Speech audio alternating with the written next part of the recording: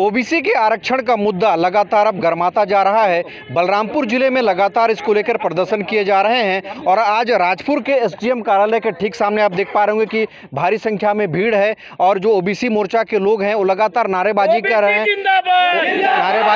चिल्ला रहे हैं और अपने आरक्षण की मांग को लेकर एकजुट हुए हैं। हमारे साथ ओबीसी के कुछ लोग मौजूद हैं, इनसे बात करते हैं। भैया, क्यों आंदोलनरत है आप लोग और क्या प्रमुख मांगे हैं आप लोग की? हमारी ओबीसी समाज आज बहुत दुर्दशा स्थिति में है और ओबीसी समाज के लोगों का आरक्षण शून्य हो गया है। इससे आक्रोशित में हैं, इसलिए एसडीएम साहब को ज्ञापन दिए हैं और 13 तारीख को हजारों के संख्या में आकर हम लोग गांधी चौक में चक्का जाम करेंगे अनिश्चित काल के लिए। जब तक हम लोग की ओबीसी की मांग अगर पूरी नहीं हो पाती है तो अपन आंदोलन चलता रहेगा और चक्का जाम भी होता रहेगा। पुलिस हमको बंद कर दे, कुछ भी कर दे, लेकिन अपन सरकार की बात नहीं मानेंगे। आके कलेक्टर साहब को खुद बोलना पड़ेगा, तब अपन आंदोलन चक्का जाम को समाप्त करेंगे। तो ये हमारे लोग हैं जो आंदोलन और चक्का जाम की बात कर रहे हैं। कुछ महिलाएं भी हैं, देखिए महिलाएं भी इस आंदोलन में कूद पड़ी हैं। इनको भी पता चल गया है कि इनको आरक्षण नहीं मिल रहा है। इनसे पूछ रहे हैं आप लोग यहाँ पर क्यों आए हुए हैं, क्या मांग है आप लोग का? हम लोग का हाँ, उसी के लिए। क्या आगे की रणनीति है, क्या बोल रहे हैं आप लोग? हम लोग बोल रहे हैं कि हम लोग को बाल बच्चे के लिए कुछ नहीं हो रहा है तो हम लोग कहाँ जाएंगे सरकार खोजने के लिए? तो वोट नहीं देंगे हम लोग। महिलाएं कर रही हैं कि वोट नहीं देंगे। अभी त्रिस्तरीय पंचायत और नगर पालिका का चुनाव होने वाला है। महिलाएं कर रही हैं वोट नहीं देंगे। हमारे साथ कुछ युवा वर्ग के लोग भी इनसे बातचीत कर रहे हैं। किस तरह से आप लोग प्रदर्शन कर रहे हैं, क्या रणनीति है और क्या मांग है आप लोग की? हमारे ओबीसी के लिए कुछ नहीं कर रहे हैं कि सरकार, अगर हमारे ओबीसी के लिए कुछ आरक्षण नहीं मिलता है, जो पहले से है उसको नहीं किया जाता है, तो हम वोट नहीं देंगे। आरक्षण मिलेगा तो भी वोट देंगे, नहीं तो आरक्षण है तो वोट नहीं।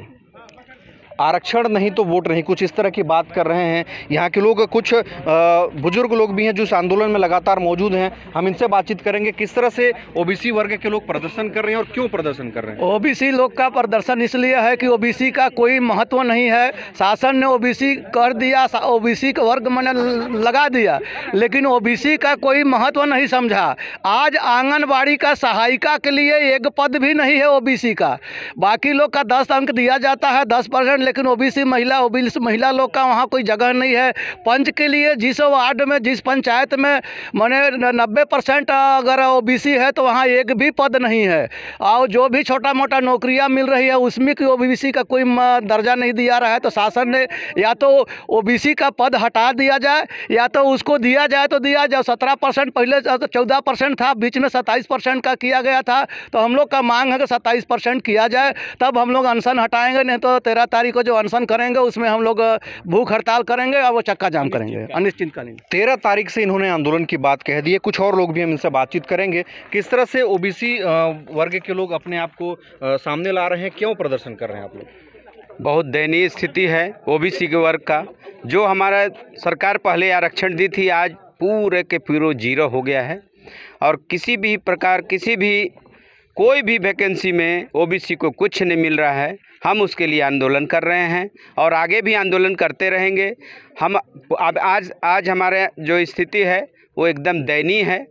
ओबीसी की स्थिति बहुत दयनीय है। हम उसके लिए आंदोलन करेंगे, आगे और भी जो भी कार्य करेंगे आप लोग के सामने होगा और आंदोलन करते रहेंगे और सरकार को जगाने का प्रयास करेंगे। कुछ और लोग हैं, हम इनसे बातचीत करते हैं।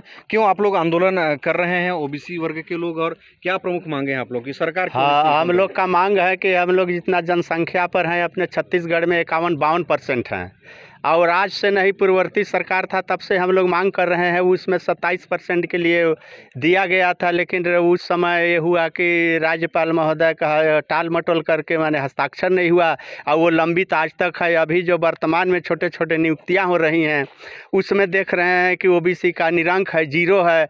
अभी जो चुनाव है उसमें हम लोग का एक भी सीट मैंने आरक्षित नहीं किया गया ओबीसी के वर्ग के लिए।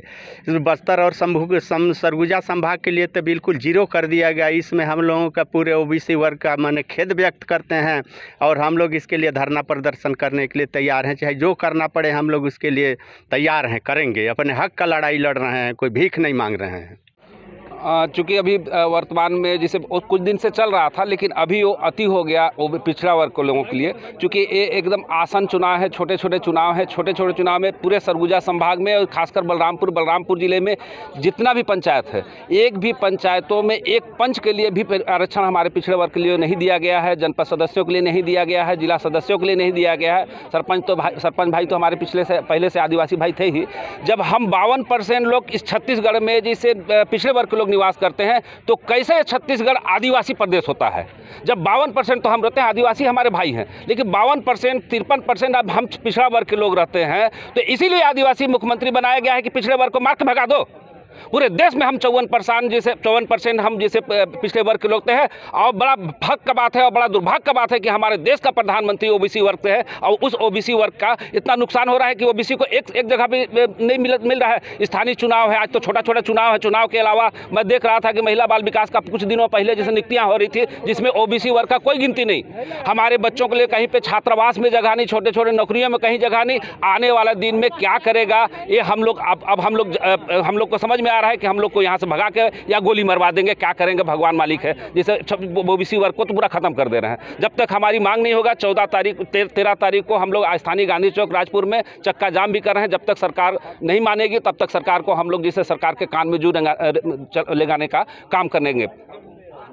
हम लोग के साथ ओबीसी के समाज के लिए मतलब दुर्व्यवहार किया जा रहा है सरकार के नीति से, निगाह से। हम लोग कतई बर्दाश्त नहीं करेंगे। अब मतलब ये क्या बोलते हैं कि दुर्व्यवहार बर्दाश्त नहीं करेंगे। अपना मांग के रहेंगे, ले के रहेंगे, चाहे जान दे के लेना पड़े, चाहे फांसी लगा के लेना पड़े, चाहे जहर खा के लेना पड़ेगा, लेकिन लेंगे। अपना हक लेंगे तो लेंगे। हक के लिए पीछे का है। हम 52% बताया जा रहा है उसी सरकार के हिसाब से। हम लोग को 1% का भी कोई मान्यता नहीं दिया जा रहा है। तो क्यों नहीं दिया जा रहा है? क्या है इस पर अपडेट? आज दिनांक 11 जनवरी को अनुभागीय अधिकारी कार्यालय में ये पत्र प्राप्त हुआ है, ज्ञापन प्राप्त हुआ है, जिसमें ओबीसी वर्ग द्वारा आरक्षण से संबंधित मांगे रखी गई हैं। इसको जिला कार्यालय जल्दी प्रसिद्ध कर दिया जाएगा।